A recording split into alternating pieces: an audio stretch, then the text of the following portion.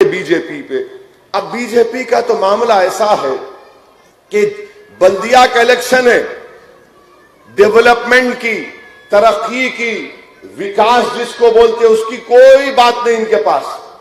अब आज कोई बीजेपी का एक लीडर बोल दिया कि अगर हम हैदराबाद का बल्दिया इलेक्शन जीत गए तो पुराना शहर पाटापट्टनम में सर्जिकल स्ट्राइक करेंगे। हम ओल्ड सिटी में पाटापट्टनम में जो भी तेलुगु में बोलते हैं सर्जिकल स्ट्राइक करेंगे और वहां से पाकिस्तानियों और रोहिंग्यों को निकालेंगे। मैं बीजेपी वालों को बोल रहा हूं, पाशा ये आप किस पे सर्जिकल स्ट्राइक करेंगे? ये तो भारत के लोग हैं ना। मैं बीजेपी से कह रहा हूं कि जो भी आज स्टेटमेंट दिया, मैं प्राइम मिनिस्टर से बोल रहा हूं, ये बात सच है कि चीन की फौज लद्दाख में दिप्सांग प्लेन एक इलाका है, वहां पर चीन की पीएलए, वो आर्मी का नाम है, 970 स्क्वायर किलोमीटर पर चीन बैठा हुआ है। मिस्टर मोदी वहां सर्जिकल स्ट्राइक नहीं करेंगे, मुंह से चीन का नाम नहीं लेंगे, वहां से निकालने की बात नहीं करेंगे, और इनके बाकड़े पहलवान जिनके चड्डों में से मोंढे पलट गए हमारे को बोल रहे सर्जिकल स्ट्राइक है। आप बताइए कि क्या बात है? चीन कब्जा करके बैठा डेप्सांग वैली में 970 स्क्वायर किलोमीटर।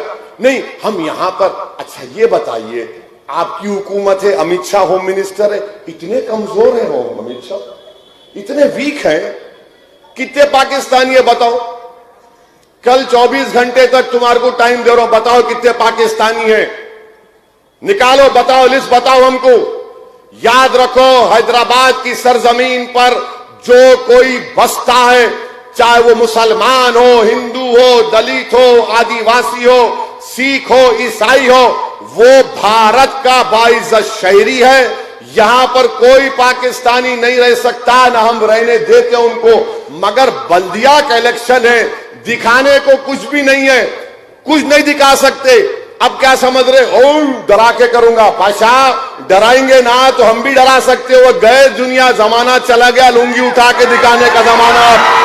हाँ, वो अब बात नहीं करना। हम अकेले पूरे भारत में फिरते, हर जगह जाकर गरीब और मजलूम आवाम जिनको बेआवाज कर दिया गया, उनके दिलों में छुपे हुए गम को, मसाइल को, उनकी तकलीफ को बयान करते।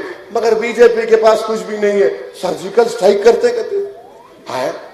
अरे वहां चीन पे कर बाबा, इसको भी लिख जाओ, इसको भी ले जाके दिखाओ आपको। मन नहीं, क्या करेंगे? अरे इलेक्शन है, ये जमहूरियत में इलेक्शन है, मगर वो निकालेंगे।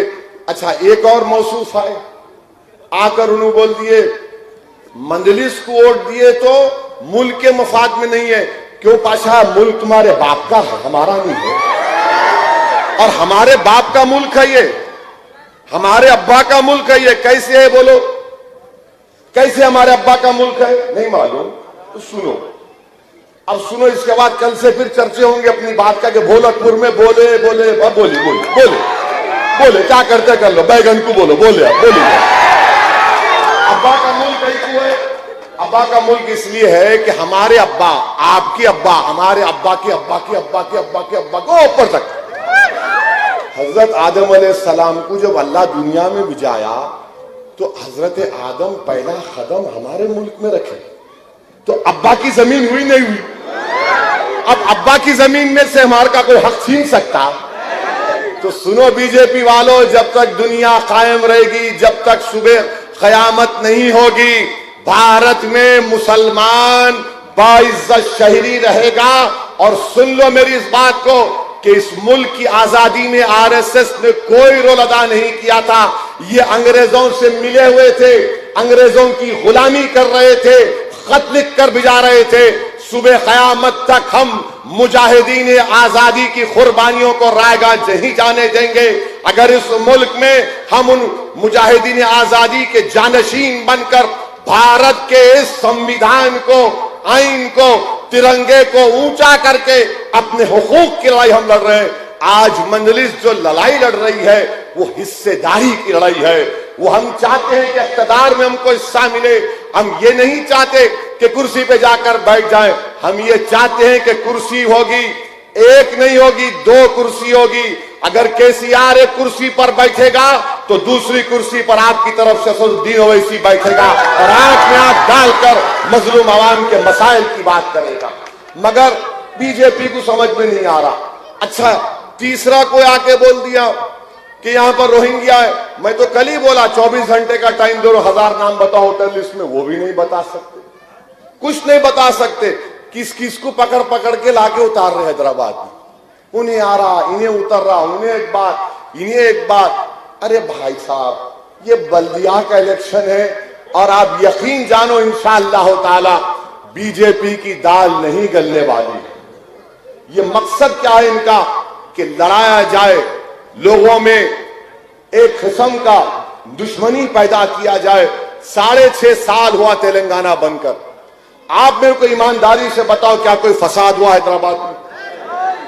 इसमें बड़ा क्रेडिट जाता है हैदराबाद की आवाम को, पुलिस को भी जाता है और मजलिस को भी जाता है कि हमने शहर के अमन को जिंदा रखा, शहर के अमन को मजबूत किया। अब कोई बीजेपी का बोल रहा ओवैसी को वोट दिए तो यूं जिन्ना है। कहते बाबा तेरे को जिन्ना के बारे में मालूम भी? कल का बच्चा है ये, छेपीती का शेरवा। ये क्या बोलते हम लोग, चूरपुर बोलते नहीं।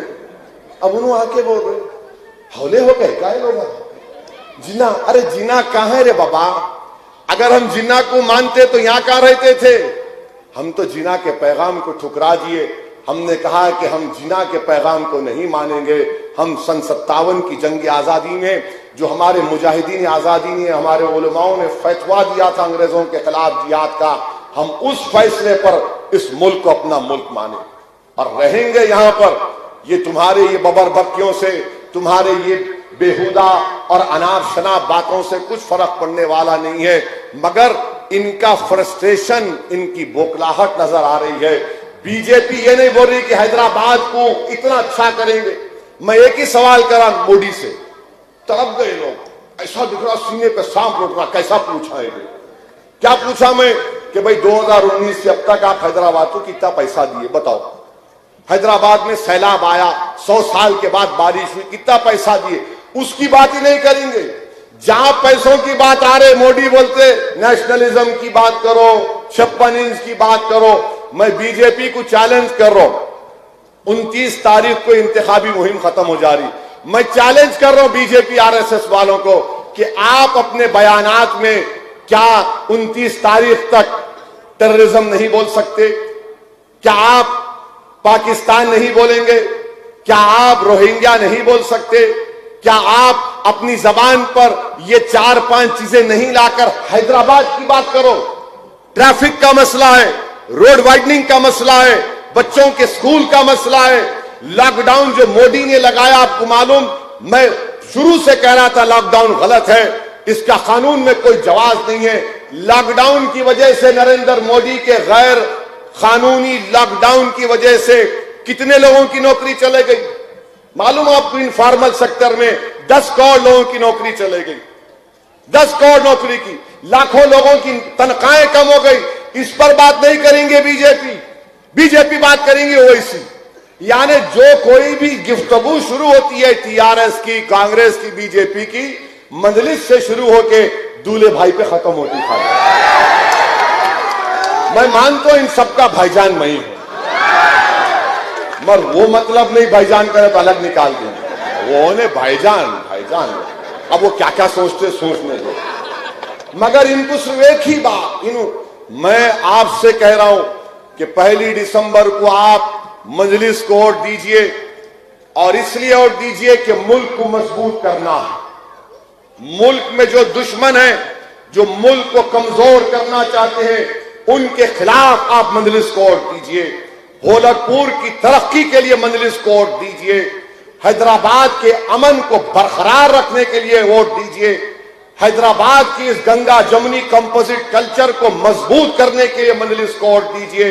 और आप इस बात को जान लीजिए कि यह हैदराबाद है, यहां की उर्दू भी मुनफरिद है, यहां की उर्दू भी मुनफरिद है।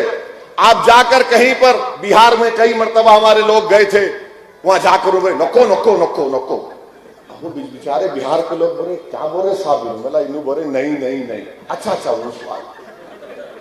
अब आप जाके हैदराबाद की उर्दू में आप बोलते पानी नहा के आया है ना भाई।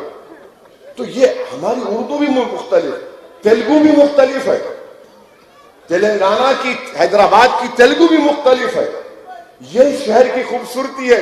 और जो कोई भी यहाँ पे आता यहीं का हो जाता, और जो यहाँ पे आता वो हमारा मेहमान नहीं बल्कि हैदराबाद का हैदराबादी हो जाता।